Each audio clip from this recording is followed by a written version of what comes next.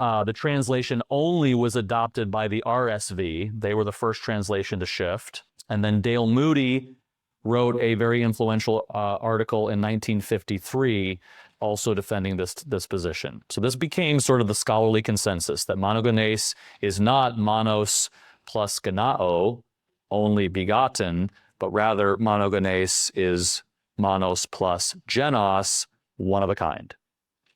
And then most modern English Bible versions have adopted this new understanding, the exceptions being the New King James, the 95 NASB, and then the most recent being the LSB, who do translate monogenēs only begotten.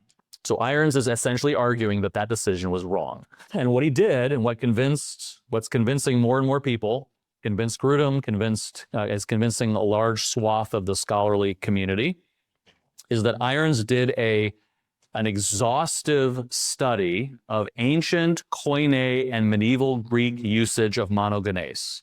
Like he did what you can only do in modern times and used digital databases to do like an exhaustive study of the usage of this term. Now you can read his chapter or his explanations where he gives like every data point.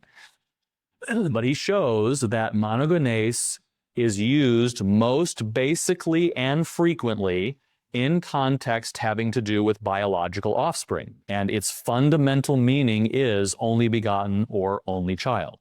Now, he is quick to agree that monogenēs can mean and is sometimes used as one of a kind. But he is arguing we at least have to allow for the possibility, and he says its most basic usage, its most common usage, is that it is only begotten. He shows then how the church fathers supported this meaning, and in particular, he shows that church fathers prior to the Arian controversy held to this meaning, because some of the debate, some of the argument given by Moody and others was that monogenēs only started to mean only begotten because of Arianism, and that the church fathers sort of changed its meaning or came to a conclusion that monogenēs means only begotten because they were fighting against the Arians.